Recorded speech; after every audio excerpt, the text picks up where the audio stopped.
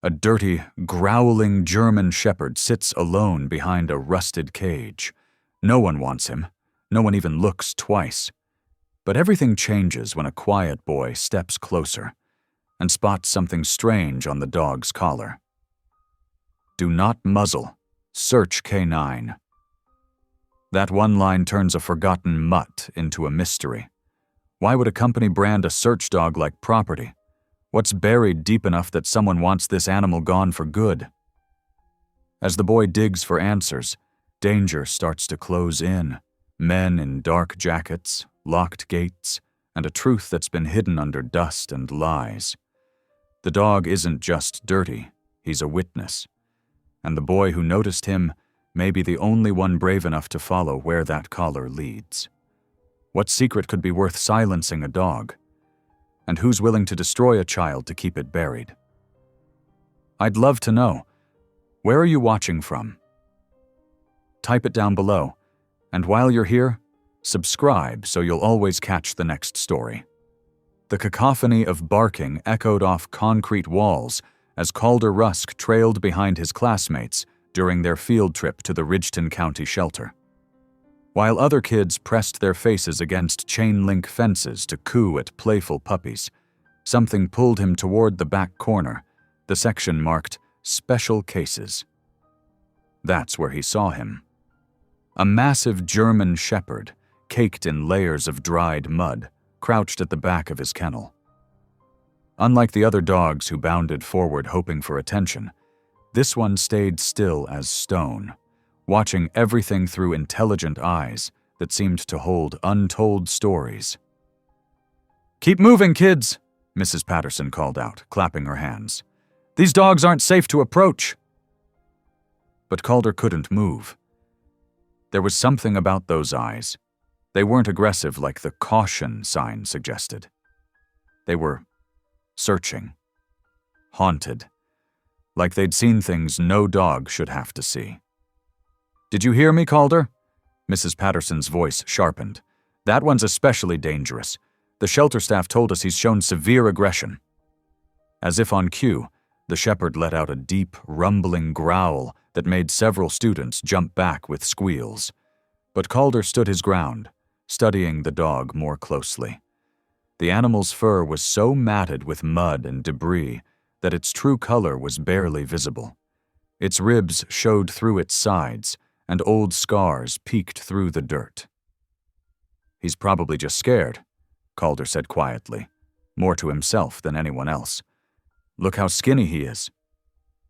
Tommy Jenkins, always ready with a mean comment, snickered. "What do you know about dogs, Rusk? Your dad won't even let you have a goldfish." Heat crept up Calder's neck, but he ignored the jab.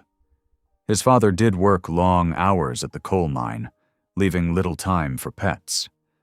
But that didn't mean Calder couldn't understand an animal in need. The shepherd's eyes locked onto Calder's, and something passed between them. A flash of recognition almost. The dog's growl subsided into a low whine. "Come on, everyone!" The shelter coordinator, Ms. Wells, gestured for the class to follow her. "Let's see our cat room next." But Calder lingered, drawn closer to the kennel despite the warning signs. As the dog shifted position, something metallic glinted through the mud on its neck. Squinting, Calder could make out what looked like a collar plate, mostly obscured by grime. "Hey, Miss Wells," he called out. "This dog has some kind of tag or something." The coordinator backtracked reluctantly, keeping her distance from the kennel. "He came in with an old collar, yes, but no proper identification. That's why he's listed as a stray." Calder pressed his face closer to the bars, trying to get a better look. The dog didn't growl this time. Instead, it took a tentative step forward. "There's something engraved on it," Calder insisted. "I can see... why... and maybe a number?" Y6, he finally made out, the letters barely visible through years of accumulated dirt. "It says Y6, Ms. Wells shook her head dismissively. "Probably just some old registration number. We get all sorts of strays with odd tags. Nothing we can trace.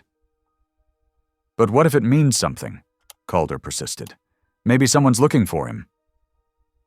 Tommy's derisive laugh rang out again. Nobody's looking for that monster. Look at him. He's probably been wild for years. Several other students joined in the laughter, but Calder barely heard them. He was too focused on the way the shepherd's ears had pricked forward at the sound of Y6, like the marking meant something to him too. You're such a softy, Rusk, Tommy continued. Always feeling sorry for everything. Bet you cry when you step on ants too. Mrs. Patterson finally intervened. That's enough, Tommy. Calder, please rejoin the group. We need to finish our tour before the bus arrives. Reluctantly, Calder stepped back from the kennel. The German shepherd watched him go, those knowing eyes following his every move. There was intelligence there, and something else. Something that made Calder's stomach twist with unease, like he'd stumbled onto a mystery nobody else could see. The Y6 means something, he whispered to himself as he rejoined his classmates. I know it does. Throughout the rest of the tour, Calder's mind kept wandering back to that mud-covered shepherd. While his classmates exclaimed over cute kittens and hamsters, he thought about those haunted eyes, that mysterious marking, and the way the dog had responded to him differently than everyone else. The shelter staff had labeled him aggressive, dangerous, but Calder had seen something else entirely. A dog that was scared, yes, but also one that seemed to be carrying a heavy secret. The Y6 engraving wasn't just some random mark. It was a clue, a piece to a puzzle Calder couldn't quite see yet. As they filed onto the bus later, Tommy couldn't resist one more jab. Hey, Rusk, maybe you should adopt that crazy dog. You two losers would make a perfect pair. But, for once, the taunt didn't sting. Calder was too preoccupied with the growing certainty that there was more to that German shepherd story than anyone realized. The Y6 marking kept floating through his mind, like a half-remembered word on the tip of his tongue. Sitting alone in his usual spot near the back of the bus, Calder pressed his forehead against the cool window glass. The shelter disappeared from view as they turned onto the main road, but he could still see those intelligent eyes in his mind, still feel that inexplicable connection that had sparked between them. Most people would say he was being foolish, reading too much into things like always. His father often told him he needed to toughen up, to stop letting his imagination run wild. But this felt different. This wasn't just his tender heart feeling sorry for another stray. This was something deeper, more important. That dog wasn't just another aggressive stray. He was trying to tell them something. Trying to tell Calder something. And that mysterious Y6 marking was the key to it all. The bus rumbled past the familiar landmarks of Ridgeton, the old mining equipment store, the diner where his dad sometimes took him for breakfast on Sundays, the weather-beaten welcome sign with its fading paint. But Calder barely noticed any of it. His mind was still back in that shelter, with a mud-covered shepherd who carried secrets in his eyes and a mystery etched into his collar. He didn't know how yet, but somehow he was going to figure out what Y6 meant. That dog needed someone to look deeper, to see past the dirt and the warnings and the fear. Someone to uncover the truth. And maybe, just maybe, that someone was supposed to be him. The certainty of it settled in his chest, warm and steady, drowning out the lingering echoes of his classmates' laughter. They could call him soft all they wanted. Sometimes being soft, being able to see past the surface to the heart of things, was exactly what was needed. As the bus pulled up to Ridgeton Middle School, Calder made a silent promise to that mysterious shepherd. He would find out what Y6 meant. He would discover the story behind those haunted eyes. And somehow, he would help that dog find whatever, or whoever, it had lost. The afternoon sun cast long shadows across the cracked sidewalk as Calder hurried back to the Ridgeton County shelter. His backpack bounced against his spine with each quick step, homework forgotten in favor of something far more important. He couldn't shake the image of those intelligent amber eyes, or the way the German Shepherd had seemed to be trying to tell him something. The shelter's metal door creaked as Calder pushed it open. The familiar smell of cleaning supplies and pet food filled his nose as he stepped into the fluorescent-lit lobby.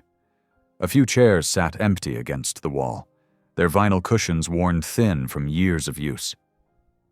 Behind the scratched plexiglass window, a tired-looking receptionist glanced up from her computer. "We're closing in 30 minutes, she said, barely looking at him. "Please," Calder said, stepping forward. "I was here earlier with my class. I need to talk to someone about the German Shepherd." The receptionist's expression hardened. "That dog is not available for adoption. He's dangerous." "But he's not," Calder protested. "I saw him this morning. He's scared, maybe, but not dangerous. Please, I just want to talk to the director." She sighed, reaching for the phone. After a brief conversation, she pointed toward a door marked "Staff Only." "Down the hall, first door on the right. Mr. Peterson will see you." The director's office was small and cluttered, with filing cabinets lining the walls and a desk buried under paperwork. Mr. Peterson, a balding man with wire-rimmed glasses, looked up as Calder entered. "Ah, you must be the boy from this morning's school group," he said, gesturing to a chair. "The one interested in our problematic resident." Calder sat down, his hands twisting in his lap. "Sir, I'd like to foster the German Shepherd, the one they are calling Rook in the logbook." Mr. Peterson's eyebrows shot up. "Foster him? Young man, that dog is not suitable for fostering. He's shown aggressive tendencies since arrival, and more importantly, he's listed as property of Baxley Minerals. We're required to hold him until they make a decision about his disposition." "Baxley Minerals?" Calder frowned. "The mining company? But why would they own a dog?" "That's not your concern," Mr. Peterson said firmly. "The matter is closed. That dog is not available for fostering or adoption, especially not to a child. But if you'd just let me—" I said no. The director's voice was final. "Now, if you'll excuse me, I have work to do." Discouraged but not defeated, Calder trudged back into the lobby. As he stood there, trying to figure out what to do next, a new voice spoke up behind him. "So you're the boy who saw something in our mystery mutt." Calder turned to find an older woman watching him. She wore jeans and a faded t-shirt covered in dog hair, with steel gray hair pulled back in a practical ponytail. Her face was lined with sun and years, but her eyes were sharp and kind. "I'm Nettie Grimes," she said. "Been volunteering here longer than most of these folks have been alive, and I saw you with that shepherd this morning." "He's not dangerous," Calder said quickly. "I could tell. There's something about him." Nettie's mouth quirked up at one corner. "You noticed that too, did you? That dog's got more going on upstairs than most people give him credit for." She glanced at the clock, then back at Calder. "Tell you what. I'm supposed to give him his evening walk before closing. Want to come along?" Calder's heart leaped. "Really? But Mr. Peterson said—" "Mr. Peterson says a lot of things," Nettie interrupted, already heading for the kennel area. "But I've been walking dogs here since before he got his first paper. Route. Come on." The barking grew louder as they approached Rook's kennel. The German Shepherd was standing this time, watching their approach with those intense eyes. Up close, Calder could see how lean he was beneath the matted fur, ribs showing through despite the shelter's feeding schedule. "Easy now," Nettie murmured, expertly clipping a leash to Rook's collar. "Let's show this young man what you're really like, shall we?" To Calder's amazement, Rook followed Nettie quietly, head low but alert. They made their way through the back door and out to the small exercise yard. The evening air was cool and fresh after the stuffy kennel. "Would you like to hold his leash?" Nettie asked. Calder nodded eagerly. His hands trembled slightly as she passed him the worn leather lead. Rook's eyes fixed on him, studying him with that same intense gaze from before. "Talk to him," Nettie suggested. "Let him get to know your voice." "Hey, boy," Calder said softly. "Remember me from this morning? I saw your tag, the Y6 one. I know you're trying to tell us something." At the mention of Y6, Rook's ears pricked forward, just like before. He took a step closer to Calder, nose twitching as he sniffed the boy's hand. "That's it," Nettie encouraged. "He's checking you out. Most folks are too scared to let him get close, but you're doing just fine." As they walked slowly around the yard, Calder gradually relaxed. Rook stayed close to his side, matching his pace perfectly. There was nothing aggressive about him now, just watchful awareness and what seemed like relief at being understood. Taking advantage of their closeness, Calder carefully studied the dog's collar. Behind the newer shelter tag, he could finally make out the full text on the metal plate he'd spotted that morning. His heart skipped a beat as he read the words. "Do not muzzle. Search K9. "Miss Grimes," he whispered excitedly. "He's a search dog. Look at his collar." Nettie leaned in to examine the tag, her expression thoughtful. "Well, well, that's interesting indeed. Makes you wonder what a trained search dog was doing out here, doesn't it?" Before Calder could respond, the back door opened. Mr. Peterson stuck his head out, frowning. "Miss Grimes, we're closing. Bring the dog in now, please."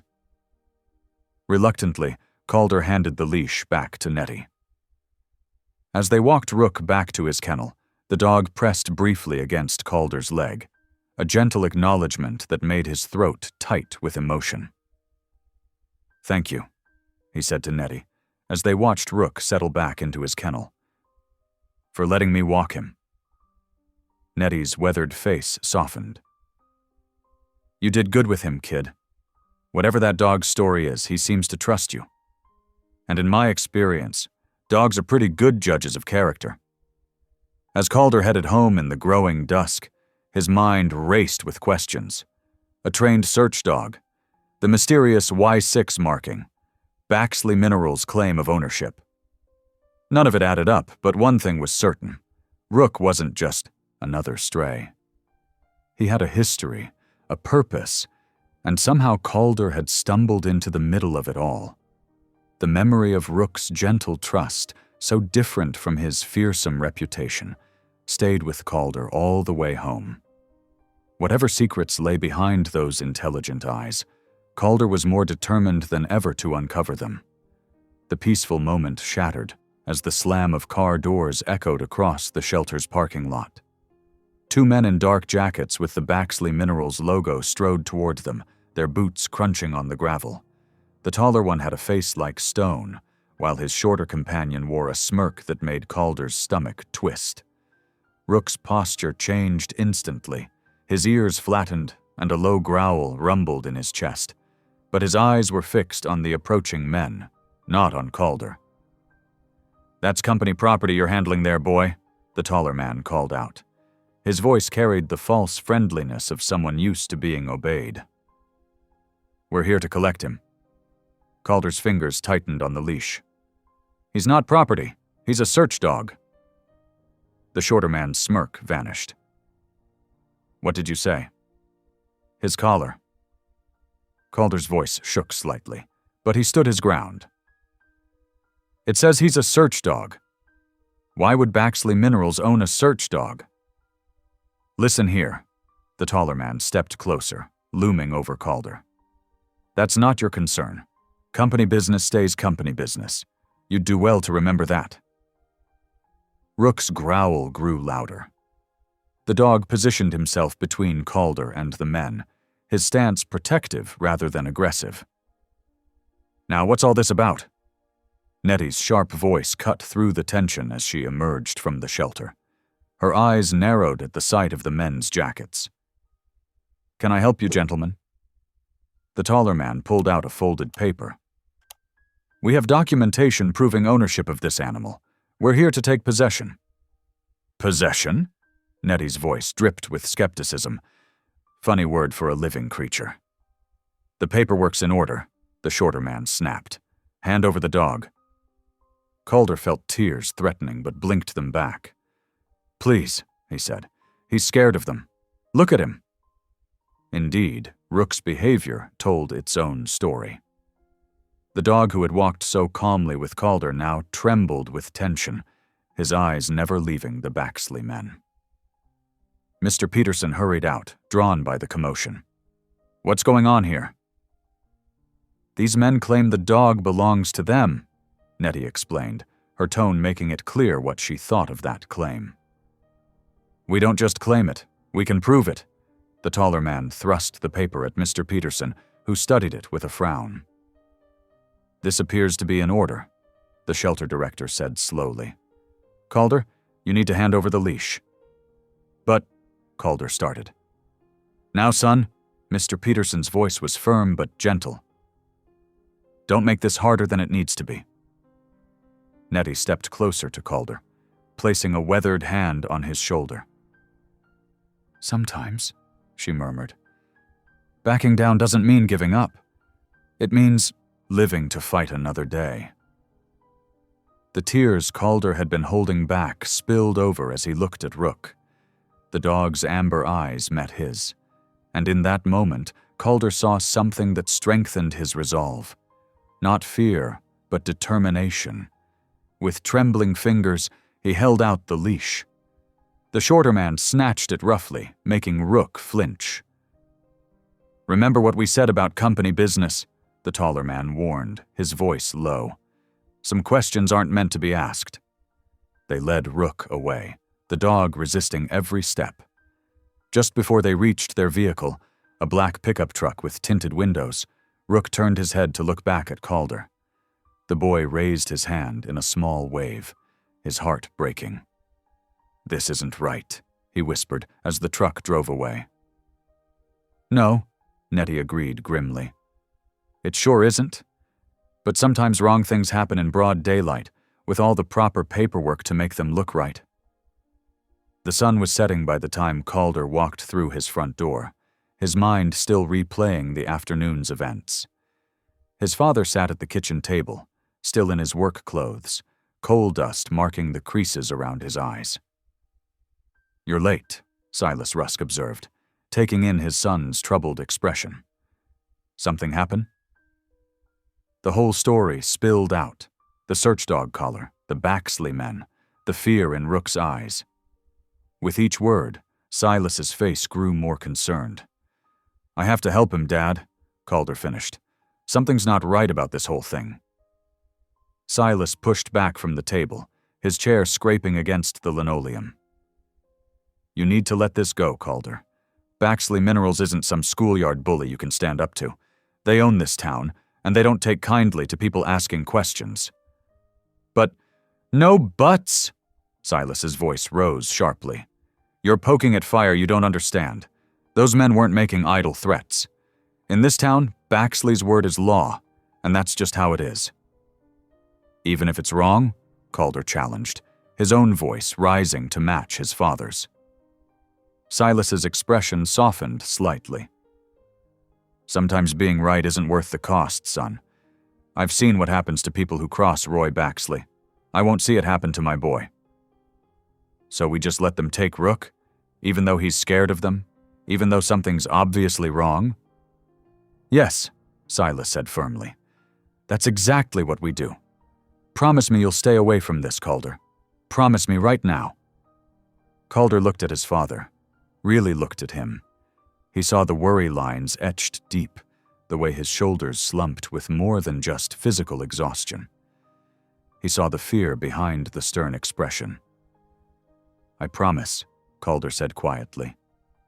But in his heart, he made another promise. To Rook, to himself, to whatever truth lay behind those mysterious letters, Y6. He would find a way to help, no matter what it took.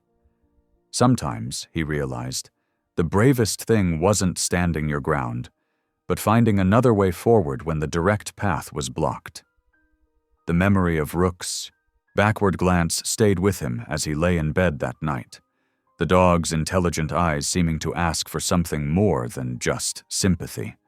They asked for understanding, for help, for justice, and somehow, some way, Calder would find a way to answer that silent plea. The morning after Rook was taken, Calder trudged toward the shelter, his shoulders heavy with defeat. He hadn't slept well, haunted by dreams of amber eyes and mysterious letters. To his surprise, Nettie stood waiting by the chain-link fence, keys jangling in her hand. "Come with me," she said, her voice carrying that familiar, no-nonsense tone. "There's someone you need to meet." She led him around the back of the shelter to a small office cluttered with pet supplies and paperwork. A man in his mid-30s sat on the corner of a desk, wearing a faded fire department t-shirt. His dark hair was slightly messy, and soot marks stained his forearms. "Calder, this is my nephew, Colt Merriweather," Nettie said. "He's a volunteer firefighter and might be able to help us make sense of what we found yesterday." Colt stood up, extending a calloused hand. "Aunt Nettie tells me you've got quite the mystery on your hands." Calder shook his hand, noticing how steady and strong the grip was. "It's about Rook, the German shepherd they took yesterday. He had this collar with markings on it." "Tell him exactly what you saw," Nettie encouraged, closing the office door behind them. Calder described everything: the metal plate, the Y6 marking, the "Do Not Muzzle, Search K9" inscription. As he spoke, he watched Colt's expression change from polite interest to focused concern. "Y6, Colt repeated slowly, running a hand through his hair. "I haven't heard that designation in almost 2 years, but I'll never forget it." "What does it mean?" Calder leaned forward eagerly. Colt shared a look with his aunt before continuing. Y6 was the code for West Hollow Mine's 6th ventilation shaft. It was also where— He paused, choosing his words carefully. "Where we lost some good men in the explosion." "The one everyone talks about in whispers?" Calder asked. Living in a mining town, he'd grown up hearing fragments of that story, but adults always went quiet when kids came around. "That's right," Colt nodded. "I was there that day, working my shift at the fire station when the call came in. The explosion trapped 12 miners. We did everything we could, but the shaft had collapsed. Only 3 made it out alive." Nettie placed a gentle hand on her nephew's shoulder. "One of those who didn't was Captain Orrin Vale." "Captain Vale?" Calder's eyes widened. "My dad talks about him sometimes. Says he was the best mine captain they ever had." "He was more than that," Colt said, his voice thick with emotion. "He was the kind of man who always put safety first, always followed the rules. And he had a partner, a specially trained mine rescue dog." Calder's heart started racing. "Rook?" "Could be," Colt admitted. "The timing fits. Captain Vale's dog disappeared after the explosion. Baxley Minerals said he must have run off, scared by the blast. But Vale had trained that dog himself. Everyone knew how loyal they were to each other." "But why would Baxley want to hide a rescue dog?" Calder asked, his mind working overtime to connect the pieces. "That's the question, isn't it?" Nettie said, her sharp eyes fixing on her nephew. "Colt, you were there. What really happened that day?" Colt stood up, pacing the small office. "There were rumors," he said finally. "Nothing anyone could prove. But Captain Vale had been complaining about the blasting schedule, saying they were pushing too hard, too fast. The day before the explosion, he told me he had evidence, something concrete." "And then the explosion happened," Calder whispered. "And then the explosion happened," Colt confirmed grimly. "The official report said it was a tragic accident. Natural gas pocket, they claimed. But Vale's evidence was never found. What if? Calder's voice shook with excitement. What if Rook knows something? What if that's why they're so desperate to keep him quiet? Now hold on, Colt raised his hands. That's a mighty big leap to make. We're talking about serious accusations against powerful people. But it makes sense, Calder insisted. Why else would they claim a trained rescue dog was dangerous? Why keep him locked up? Why threaten me for asking questions? Nettie and Colt exchanged another long look. Finally, Nettie spoke. The boy's got a point, Colt. Something's not right here, and you know it. Colt sighed, running his hands over his face. Yeah, I do. But getting involved in this, it could be dangerous. Baxley Minerals doesn't take kindly to people digging up the past. I don't care, Calder said firmly. Rook needs help. And if there's truth buried in that mine, doesn't someone need to find it? For Captain Vale? For all the others? A long silence filled the office. Colt stared out the window, his expression troubled. Nettie watched her nephew, waiting. Finally, Colt turned back to face them. All right, he said quietly. I'm in. But we do this smart, we do this careful, and at the first sign of real trouble, we back off. Deal? Deal, Calder agreed quickly, his heart lightening for the first time since Rook had been taken. Count me in too, Nettie declared. Someone's got to keep you boys from doing anything too foolish. First thing, Colt said, sitting back down, we need to find out where they took Rook. The dog might be the key to understanding what really happened at Y6. And maybe, Calder added, thinking of those intelligent amber eyes, he's been waiting all this time for someone to ask the right questions. They spent the next hour planning, speaking in low voices about security patrols and property records. With each detail discussed, each possibility explored, Calder felt more certain they were on the right path. Somewhere in this town, a German. Shepard held secrets that powerful people wanted to keep buried. But now, finally, Rook wasn't alone anymore. He had allies, a determined boy, a sharp-tongued shelter volunteer, and a firefighter who hadn't forgotten the tragedy that had changed their town forever. The mystery of Y6 was about to be uncovered, one careful step at a time. The afternoon sun beat down on the shelter's outdoor pen as Calder gripped the garden hose, his hands trembling slightly with anticipation. Rook stood before him, tail low but not tucked, those intelligent amber eyes watching every move. The German Shepherd's coat was so matted with mud and grime that its true color was barely visible. Easy now, Nettie instructed, her weathered hands steady on Rook's lead. Let him smell the water first. Show him we mean no harm. Colt knelt beside them, a bottle of dog shampoo ready. I've worked with search dogs before, he said quietly. They're smart. They understand more than most people think. Calder let a gentle stream of water trickle near Rook's front paws. The dog's nose twitched, and he took a tentative step forward to investigate. That's it, boy, Calder encouraged. We just want to help you feel better. As the water began to soak through layers of dirt, Rook's tension gradually eased. His tail gave a slight wag when Colt's experienced hands began working the shampoo into his coat, starting at his shoulders and working methodically backward. Look at this, Nettie murmured, pointing to where the mud was washing away. These aren't just random stains. This is coal dust ground into his fur. Calder moved closer, careful to keep the water pressure gentle. How long would it take for his coat to get this dirty? Weeks, maybe months, Colt answered, his fingers working through a particularly stubborn mat. And this isn't just surface dirt. It's like he's been living in it. As they worked, more of Rook's true coat emerged, a rich black and tan beneath the grime. The dog seemed to stand taller with each passing minute, as if remembering his former dignity.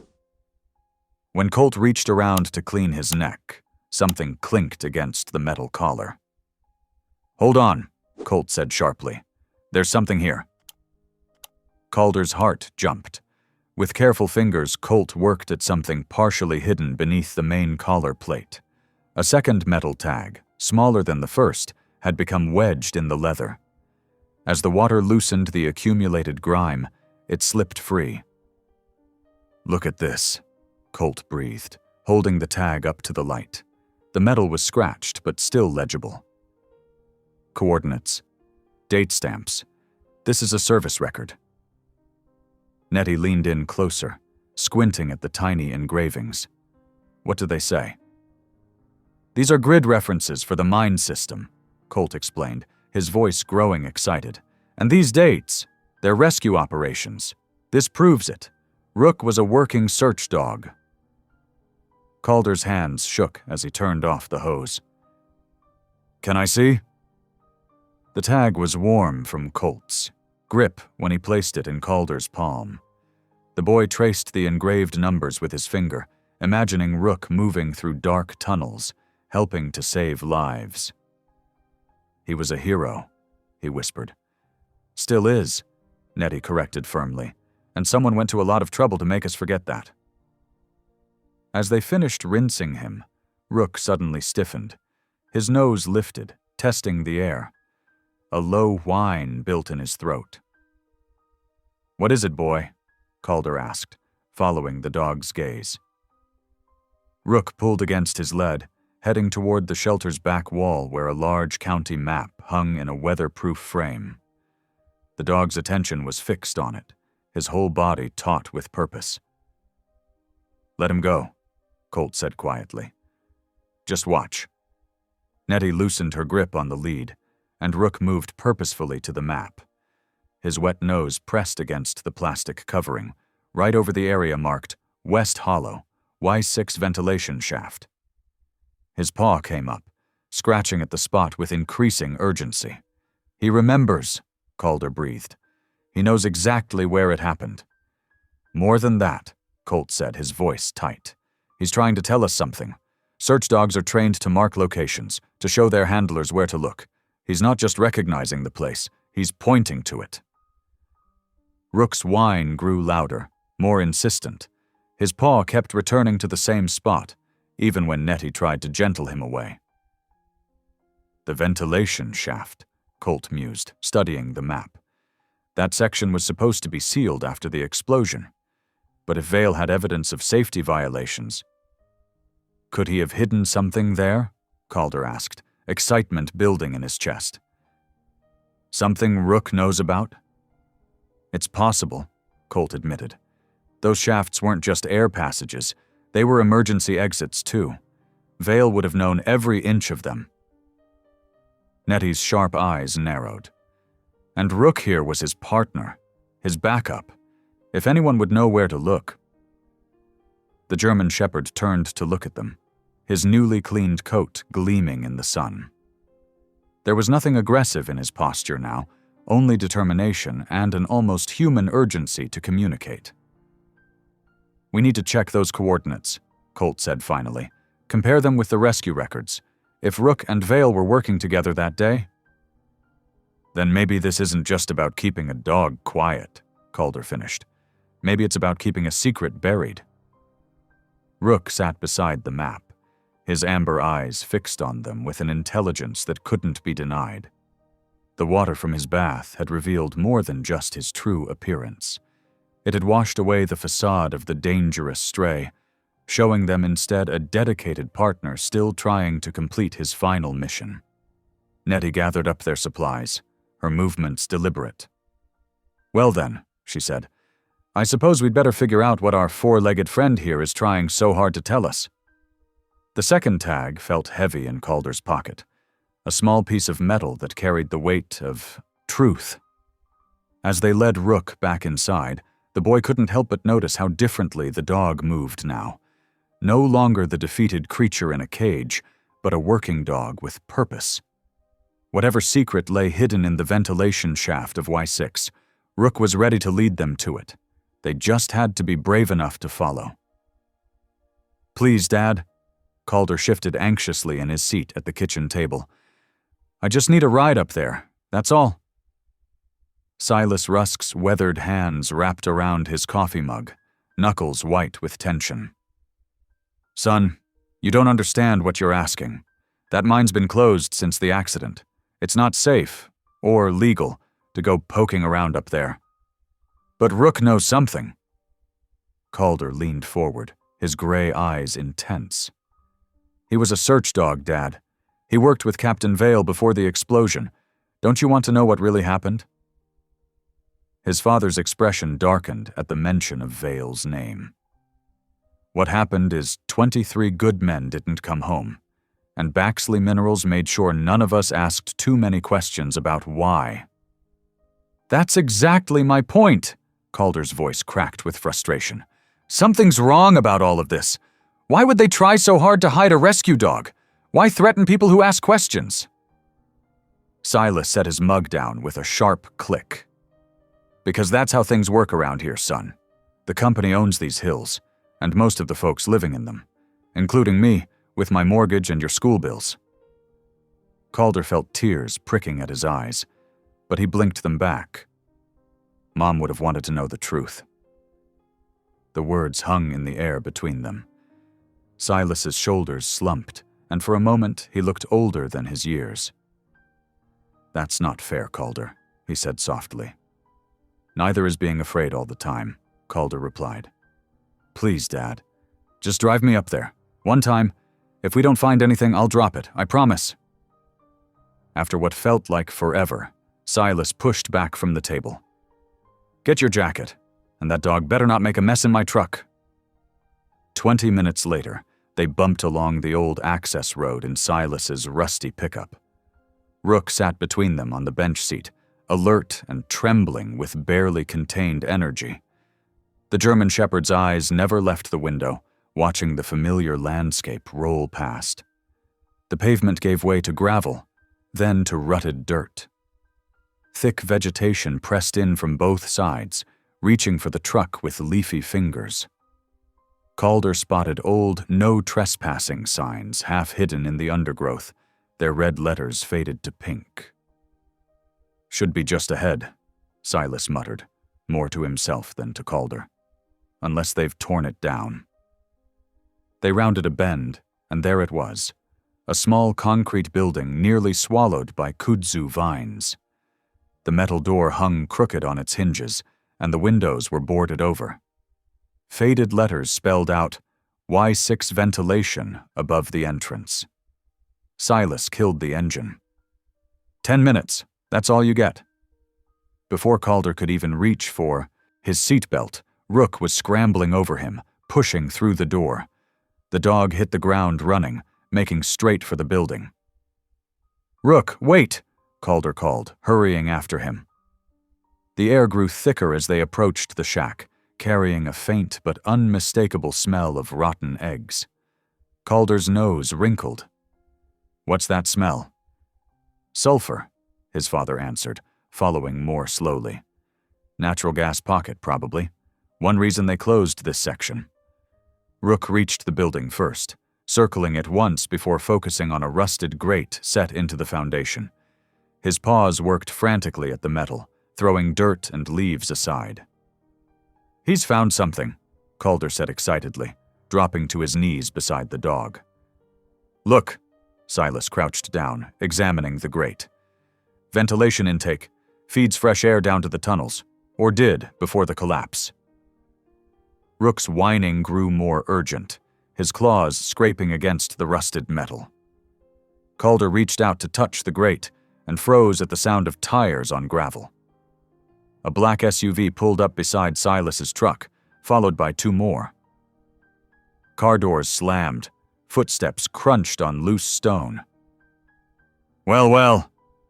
The voice was smooth as oil and twice as slick. What do we have here? Roy Baxley stood at the edge of the clearing, flanked by 4 men in security uniforms. His expensive suit looked out of place against the wild backdrop, but his stance made it clear who owned this territory. Mr. Rusk? Baxley's smile didn't reach his eyes.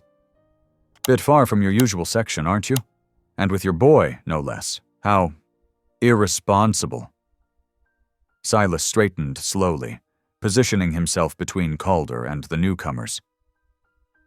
Just showing my son some mining history, Mr. Baxley. No harm intended. No harm? Baxley's voice hardened. Trespassing on private property? Tampering with sealed mine works? That's more than harm. That's criminal behavior. He gestured to the guards. And I see you've brought company, our missing dog. Rook's growl was low and continuous, his hackles rising as he pressed against Calder's leg. He was a search dog, Calder burst out, unable to contain himself. He worked with Captain Vale. Why are you trying to hide that? Calder, his father warned, but Baxley was already moving forward, his polished shoes crushing dead leaves. You've got quite an imagination, son, he said coldly, but this is reality. And in reality, that dog is company property, just like this land, just like the job your father seems so eager to lose. The threat hung in the air like the sulfur smell, toxic and inescapable. Mr. Rusk, Baxley continued, you have exactly 1 minute to remove yourself, your son, and that animal from my property. After that, I start making phone calls. First to the sheriff, then to HR. Clear? Silas's hands clenched into fists, but his voice remained steady. Crystal clear, sir. Come on, Calder. We're leaving. But Dad. Now, son. Calder felt tears of frustration burning his eyes as his father gripped his shoulder, steering him toward the truck. Rook followed reluctantly, still growling at Baxley and his men. Oh, and Rusk, Baxley called after them. Consider this your only warning. Next time won't be so friendly.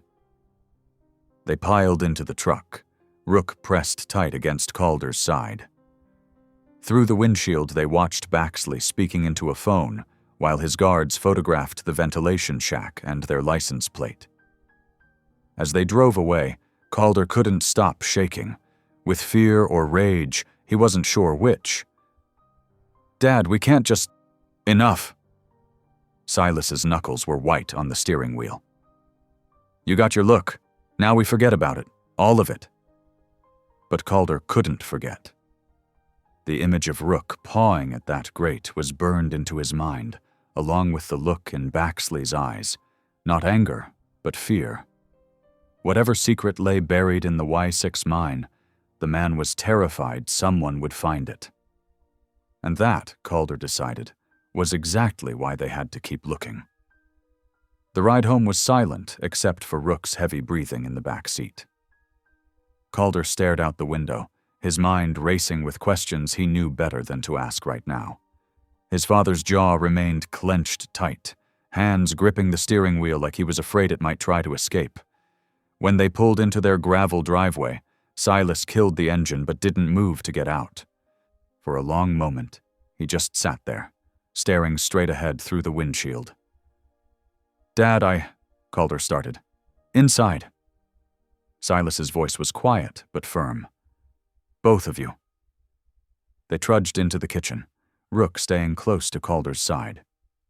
The old clock on the wall ticked loudly in the heavy silence. Finally, Silas turned to face his son. What you did today? He shook his head slowly. That can't happen again. You understand me? Roy Baxley isn't someone you mess with.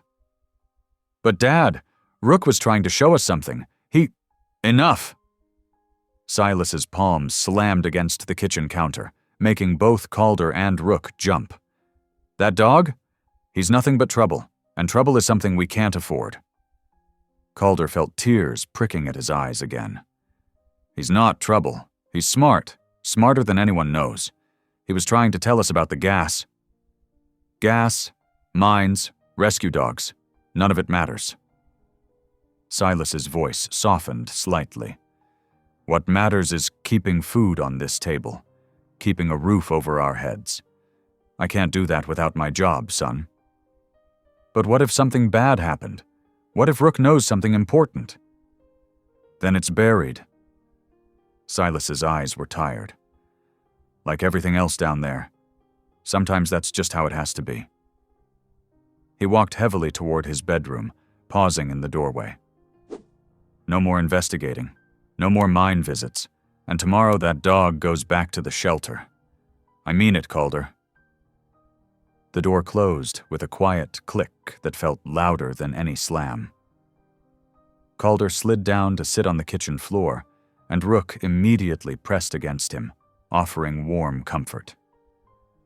The dog's amber eyes seemed to hold such understanding, such purpose.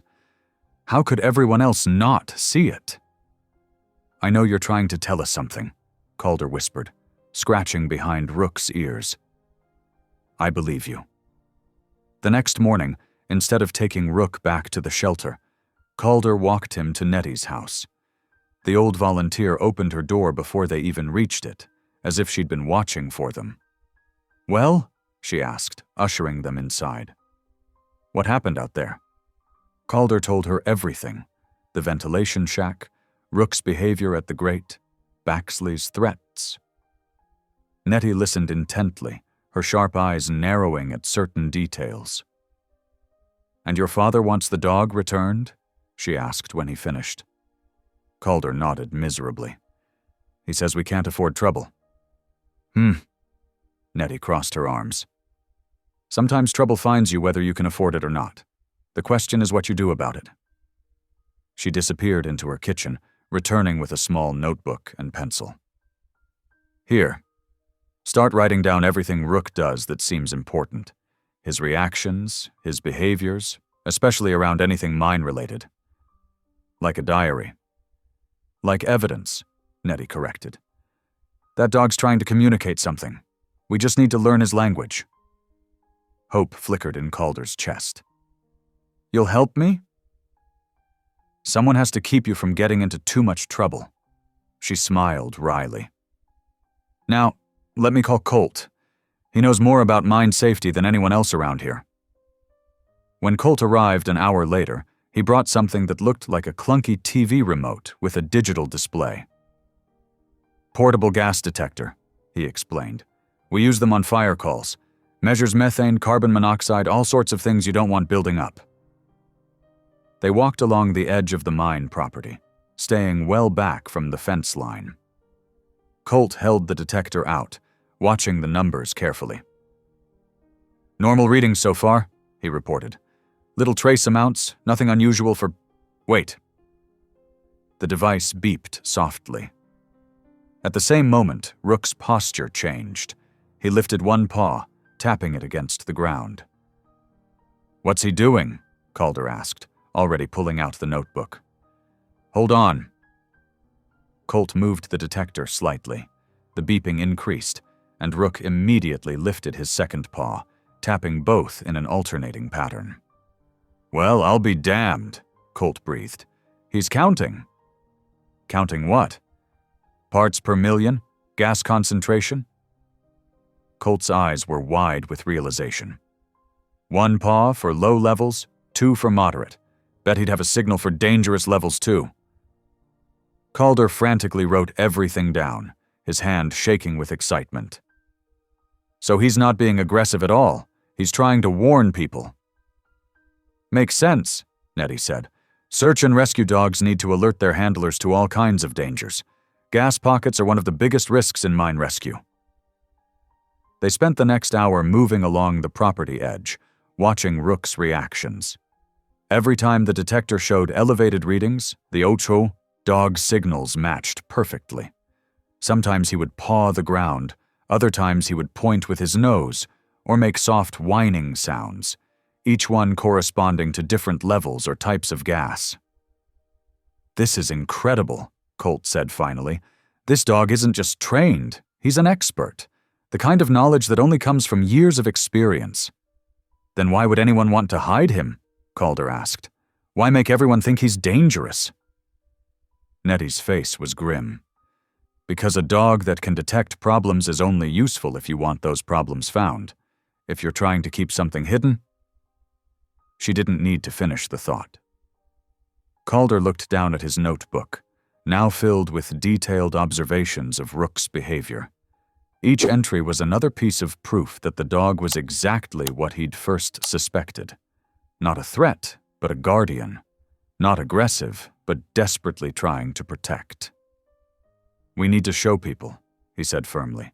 "Make them understand what he's really doing." Nettie nodded slowly. "Yes, but carefully. Very carefully.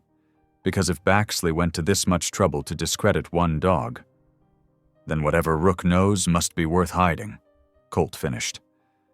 Rook pressed against Calder's leg, his amber eyes serious and trusting.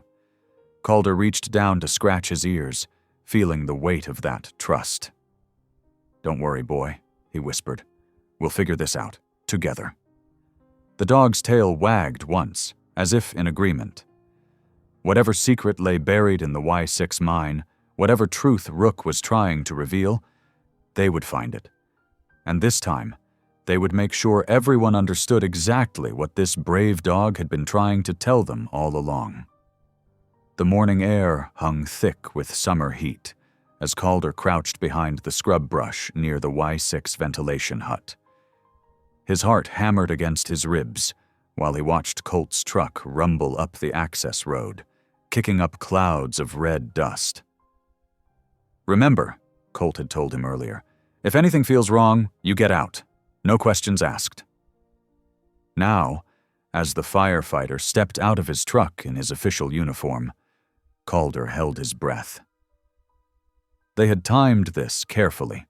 The security guard's shift change meant 20 minutes when this section of the property would be unwatched. Colt approached the rusted chain-link gate with practiced confidence, clipboard in hand. "Fire safety inspection," he called out to no one in particular, his voice carrying just enough to establish his presence without drawing attention. He made a show of checking the lock, then quickly slipped the bolt cutters from his bag. Calder counted to 60 in his head, just like they'd planned. When he reached 30, he heard the soft snick of metal giving way. At 45, Colt's boots crunched on gravel as he made his way to the ventilation hut. At 60, Calder darted from his hiding spot, keeping low. "Quick now," Colt whispered, holding the door open. The hinges creaked despite their earlier attempt to oil them. Inside, the air was stale and thick with dust. Calder pulled out his flashlight, sweeping the beam across scattered debris. Old equipment lay everywhere, covered in years of grime. The concrete floor bore dark stains that made his stomach twist. They looked unsettlingly like dried blood. 10 minutes, Colt reminded him, standing watch at the door. "That's all we can risk." Rook would have made this easier, Calder thought. The dog's nose could have led them straight to whatever they needed to find. But they couldn't risk bringing him here, not with Baxley's men still watching the shelter. He moved carefully through the clutter, checking every corner. Filing cabinets stood against one wall, their drawers either empty or jammed shut with rust. A broken desk, shattered gauges, a pile of hard hats stacked haphazardly in one corner. The helmets caught his attention. He picked through them, noting how some were cracked or crushed. These weren't just old equipment. These were from the accident. His hands trembled as he lifted each one, checking the nameplates. 5 minutes, Colt called softly. Calder's fingers brushed something different, a helmet that felt wrong somehow. He pulled it free and immediately saw why. This one wasn't just damaged. It was scorched black, the plastic warped and bubbled from intense heat. But the metal nameplate was still legible, if barely. "Oh, Vale." "Colt," he whispered urgently. "Come look at this." The firefighter crossed the room in 2 long strides, taking the helmet with gentle hands. "Captain Orrin Vale," he breathed. "I remember him. He was one of the good ones. Always by the book, always putting safety first." "He was Rook's handler, wasn't he?" Colt nodded slowly. "The best search and rescue team in 3 counties. Vale used to bring Rook to schools, teach kids about mine safety. His face darkened. Then the explosion happened, and suddenly no one would talk about either of them anymore. Calder's mind raced, connecting pieces that had been floating loose until now. The coordinates on Rook's second tag. They weren't just random numbers, were they? They were Vale's final inspection points. More than that, Colt turned the helmet over in his hands. Look here. He pointed to something tucked into the helmet's inner band, a folded piece of paper preserved by the plastic covering. Calder carefully worked it free. The paper was singed around the edges, but the middle was intact. Rows of numbers and times filled the page, along with hastily scribbled notes. "It's a blasting schedule," Colt explained, his voice tight with anger. "See these timestamps? They're way too close together. You're supposed to wait at least an hour between charges, let the gas levels stabilize. This shows them blasting every 20 minutes. To save time? To save money. But it's incredibly dangerous. One pocket of methane in the wrong place." He didn't need to finish the thought. Calder stared at the paper, understanding flooding through him. Captain Vale found out. He was going to report it. And Rook would have been with him that day, trained to detect the gas buildups. Colt's face was grim. A handler and dog who knew exactly what was happening, both silenced at once. Vale died in the explosion, and Rook. They made everyone think he was dangerous, Calder finished, so no one would listen to what he was trying to tell them. The sound of tires on gravel made them both freeze. Colt quickly folded the paper and tucked it securely in his pocket. "Time's up. Move." They slipped out of the hut, Colt taking care to replace the lock so it looked undisturbed. Calder's legs shook as he ran back to his hiding spot, but his mind was racing faster than his feet. Everything made sense now. Rook's desperate pawing at maps of the Y6 section, his agitation around Baxley's men, the way he kept trying to signal about gas levels. He wasn't just a retired search dog. He was a witness.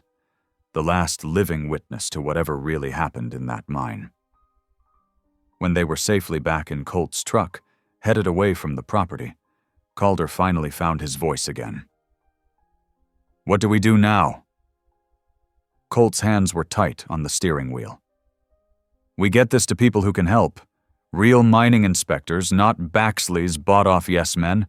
But first we need to get Rook somewhere safe." "Why?"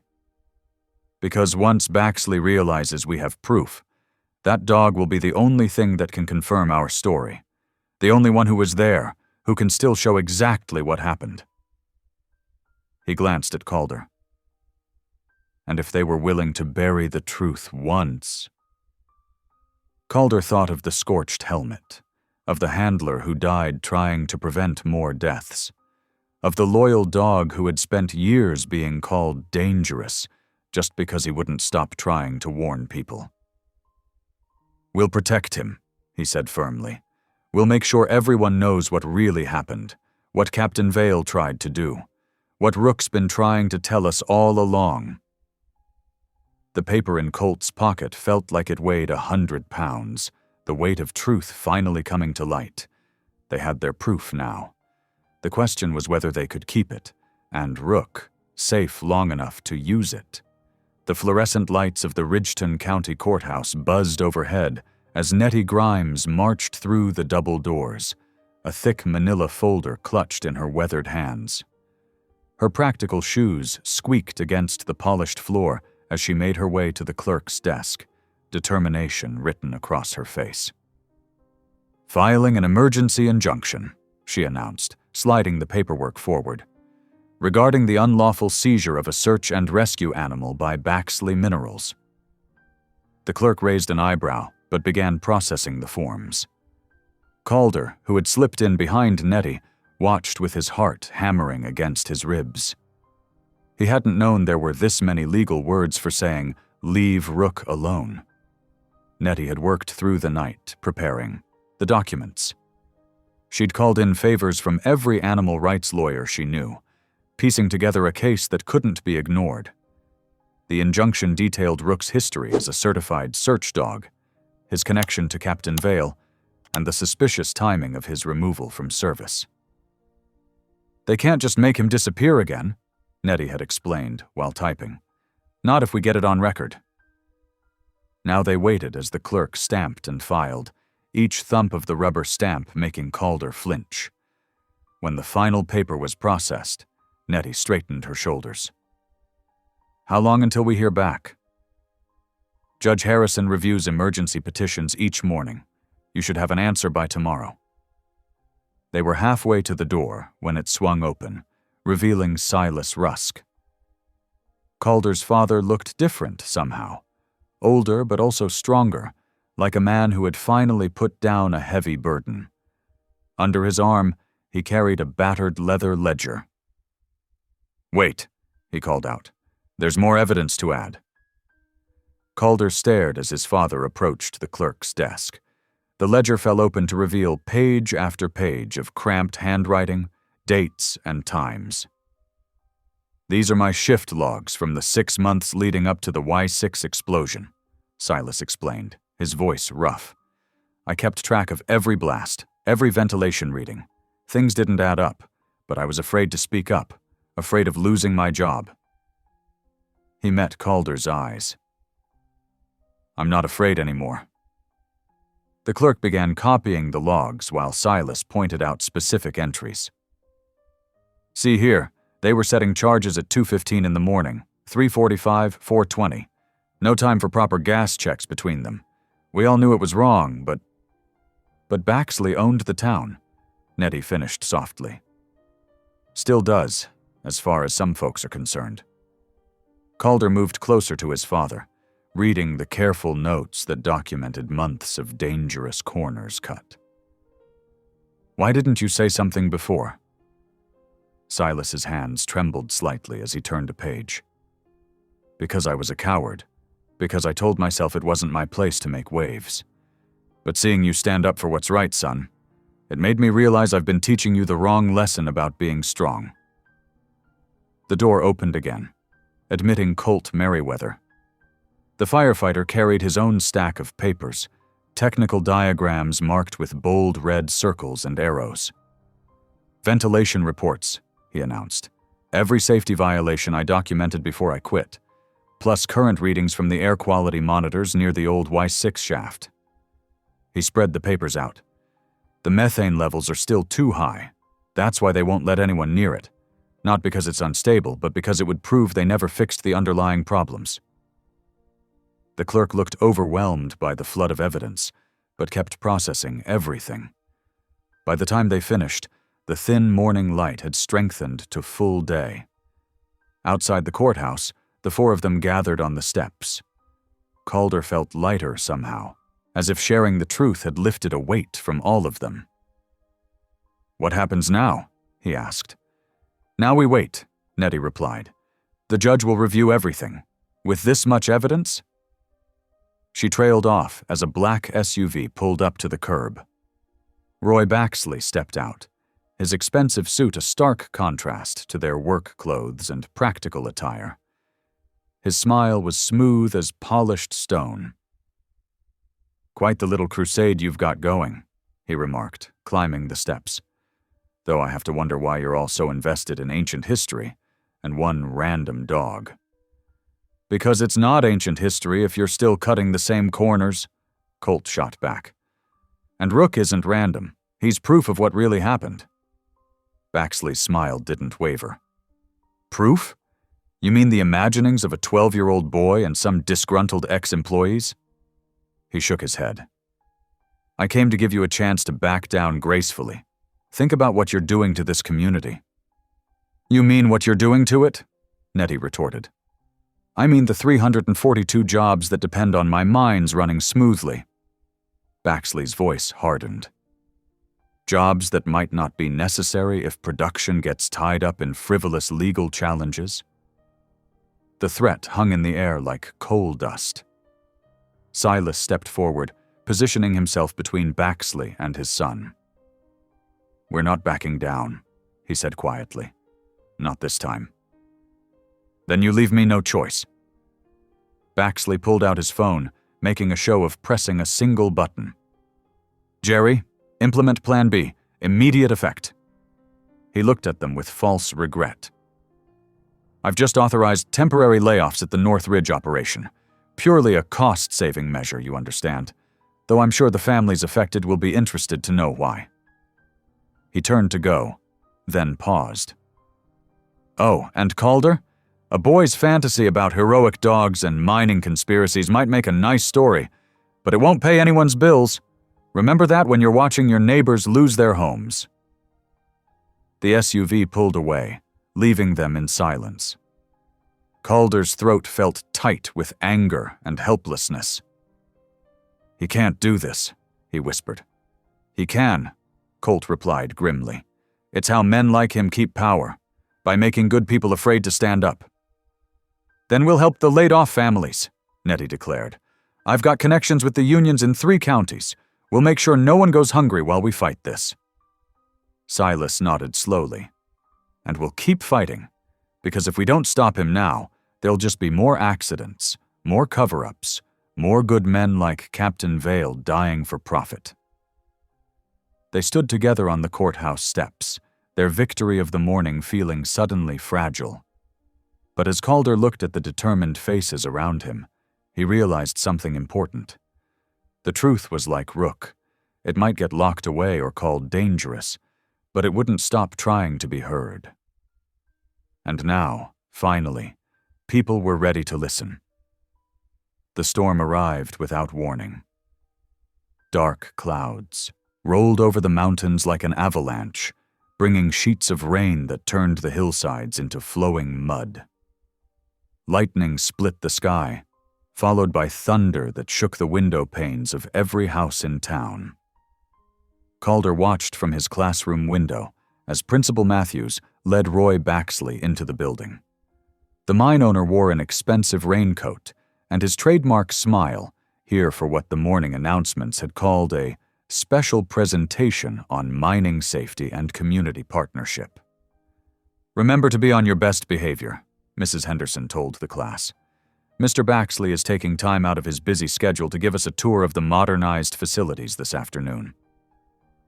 Calder's stomach churned. He knew what this was: damage control. After their legal challenge and the layoffs, Baxley was trying to paint himself as the town's benevolent protector. The tour group consisted of 24 students, including Calder and his best friend Marcus. They huddled under umbrellas as they walked toward the mine's main entrance. Baxley led the way, pointing out state-of-the-art safety features that Calder knew, from his father's stories, were mostly for show. "Now, who wants to see something special?" Baxley's voice carried over the rain. "We've reopened part of the historic tunnels for educational purposes. Completely secured, of course." Several kids raised their hands eagerly. Calder didn't. He was watching the water running down the hillside in brown rivers, disappearing into cracks in the earth. They were halfway through the educational section when the first tremor hit. Just a slight shudder at first, barely noticeable over the storm. Then came the sound, a deep, grinding moan from somewhere in the earth. "Nothing to worry about," Baxley assured them, but Calder saw fear flash across his face. The second tremor was stronger. Dust showered down from the tunnel ceiling. Before anyone could react, there was a massive crack, like thunder underground, and the lights went out. Screams echoed in the darkness. Calder felt Marcus grab his arm. Emergency lights flickered on, casting everything in an eerie red glow. Water was seeping in through the walls. "Everyone stay calm," Mrs. Henderson called out. "Let's move toward the exit." The tunnel collapsed. It happened in slow motion, and all at once. A section of ceiling gave way between them and the main entrance, bringing down a cascade of rock and mud. When the dust settled, Calder found himself on the wrong side of the cave-in with Marcus and 5 other students. The adults and the rest of the class were on the other side. "Is everyone all right?"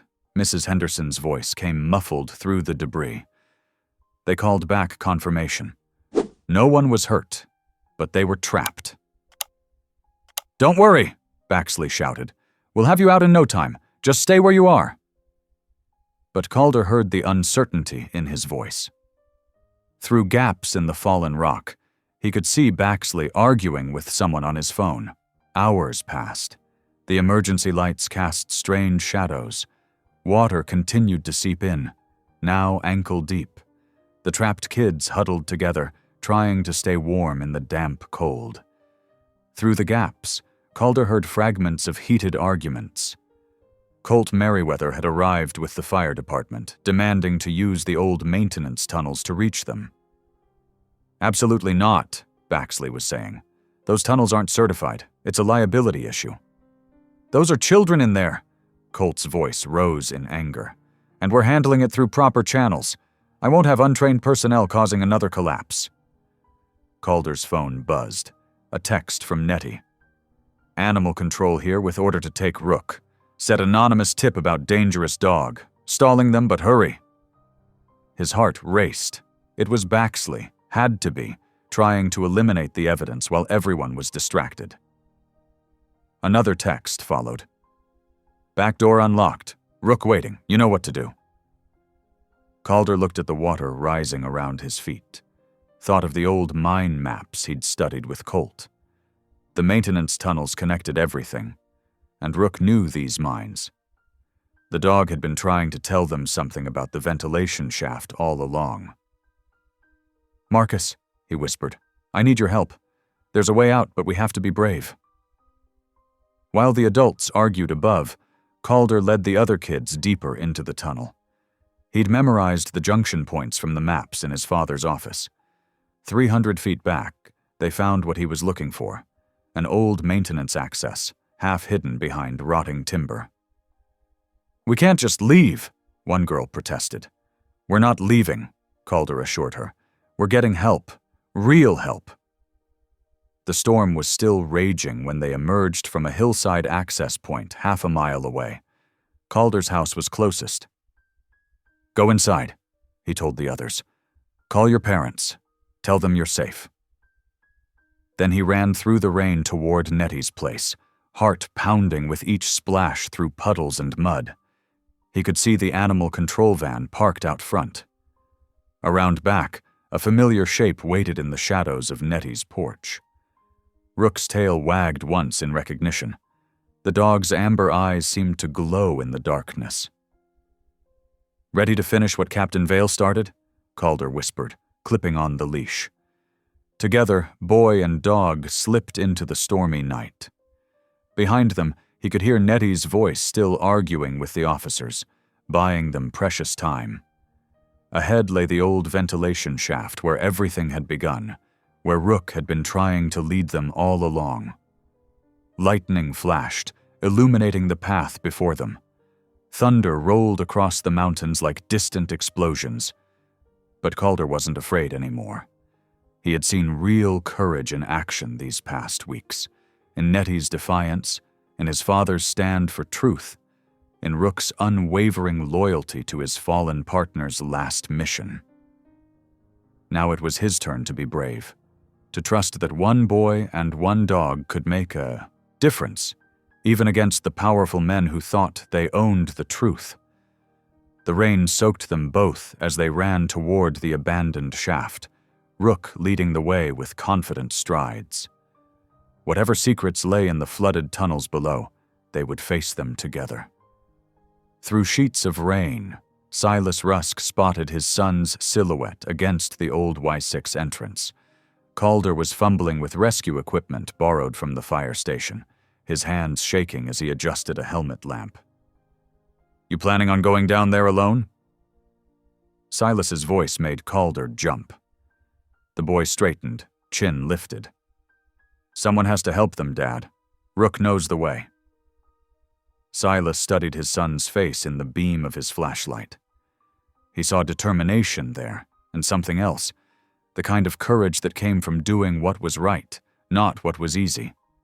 It reminded him of himself, years ago, before the mine had worn him down.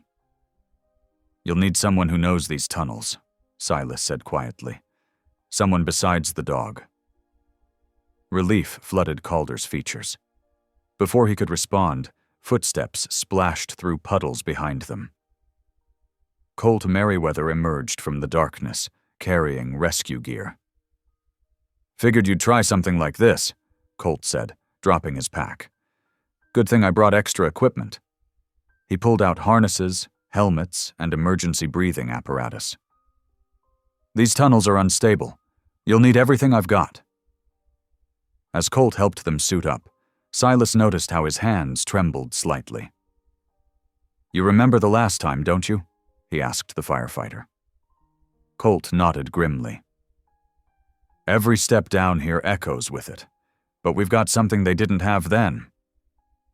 He gestured to Rook, who stood alert at the entrance, nose twitching at the air currents. That dog worked these tunnels with Captain Vale. He knows where the danger spots are. They switched on their helmet lamps, and Silas felt the familiar weight of mining gear settle onto his shoulders. But this time was different. This time he wasn't going down for coal. He was going down for something that mattered. Stay close, he told Calder. Watch where I step, and listen to Rook. That dog's instincts are sharper than any gas detector. They entered the tunnel single file, Rook leading the way. The dog moved with purpose, pausing occasionally to sniff the ground or air. Water trickled down the walls, and their boots splashed through growing puddles. The main shaft had collapsed 50 yards in, forcing them into a narrow maintenance tunnel. Silas's shoulders brushed both walls as they crawled through. Above them, timbers groaned under the weight of shifting earth. The old ventilation system connects to the tour route, Silas explained between breaths. If we can reach the junction point, we might find a way around the cave-in. Calder stayed close behind his father, matching his movements. Despite his fear, pride swelled in his chest.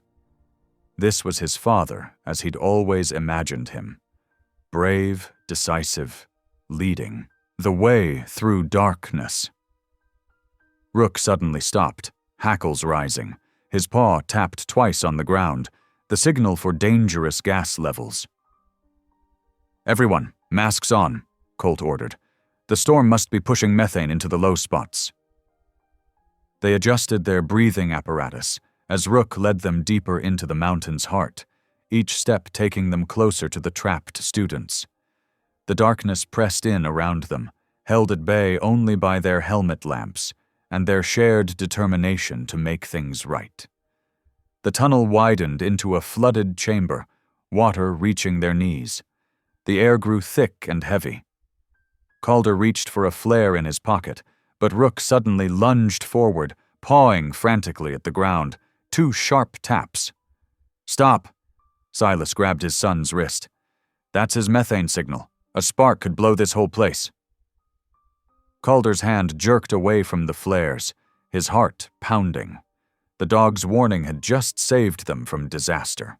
Water continued rising, now reaching their thighs. The chamber's ceiling groaned ominously. Without warning, a section of roof collapsed. Rocks and debris crashed down, catching Calder's safety harness. He struggled against the weight, but the more he pulled, the tighter it caught. Cold water surged higher, reaching his chest. Dad! Panic edged into his voice. I'm stuck! Before Silas could reach him, another rush of water swept through the chamber.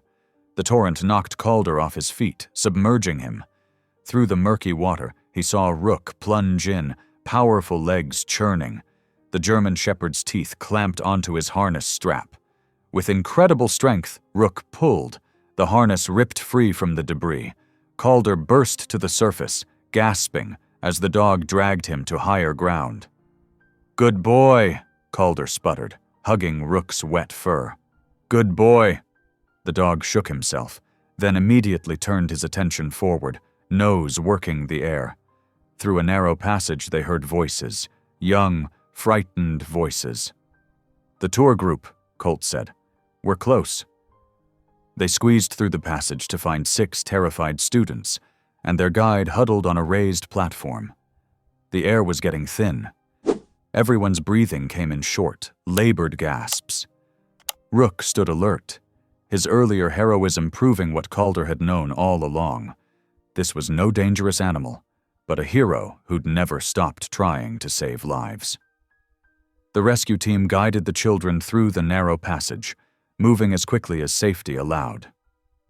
Above ground, Roy Baxley paced near the mine entrance, his polished shoes collecting mud. When he spotted the first signs of movement from below, he barked orders at his security team to block the exit. "This is a restricted area.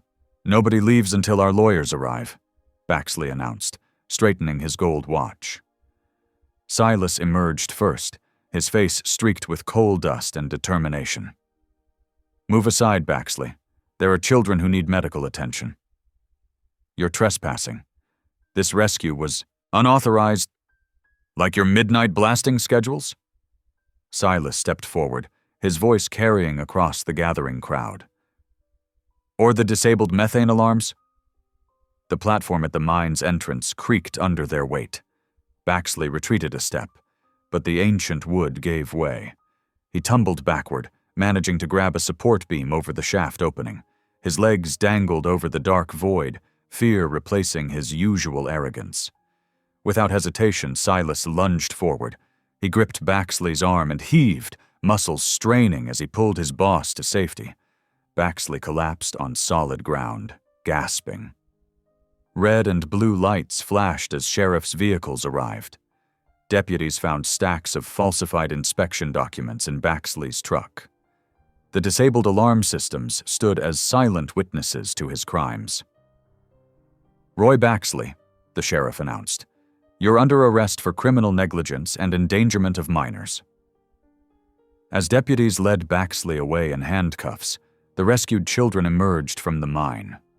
Rook padded alongside them, head held high. Calder's hand rested on the dog's back, both of them watching as justice finally arrived at the Y6 mine. The same company that had tried to silence a hero dog now faced its own day of reckoning. And Silas, by choosing to save even a man like Baxley, had shown that doing right mattered more than revenge. The autumn sunlight warmed the polished granite of the miners' memorial. 6 weeks after the rescue, the whole town gathered to honor both past and present heroes. Captain Orrin Vale's name, freshly etched, caught the morning light. Calder stood tall beside Rook, both of them cleaned up for the occasion. The German shepherd's coat now gleamed, a far cry from the matted fur of his shelter days. Around Rook's neck, the restored collar tag from Y6 shone like a badge of honor. Mayor Thompson stepped forward, holding 2 certificates. "For extraordinary courage in the face of danger," she announced, her voice carrying across the hushed crowd. "The County of Ridgeton presents these commendations to Calder, Rusk, and Rook, formerly of the Y6 Mine Rescue Unit." Rook sat perfectly still as the mayor draped a special service medal around his neck. Calder accepted his own award with trembling hands, remembering how far they'd come from that first day at the shelter. Silas, wearing his new firefighting uniform, stepped forward. His eyes were misty as he placed a hand on Calder's shoulder. "Son," he said, voice rough with emotion, "I've never been more proud of anyone in my whole life. You saw what was right and stood up for it, no matter what anyone said." Colt, standing nearby in his own firefighting gear, gave Calder a knowing wink. They both knew that sometimes the bravest thing wasn't physical strength, but the courage to speak truth. As the ceremony ended, Calder sat on a bench near the memorial. Rook settled beside him, laying his head trustingly in the boy's lap. The dog's amber eyes held the same wisdom that had first caught Calder's attention, a reminder that some things were worth fighting for, no matter how deeply they were buried. Thanks for watching. If any part of this story lingered with you, consider subscribing. I'll be here again tomorrow, sharing another tale that speaks to the soul.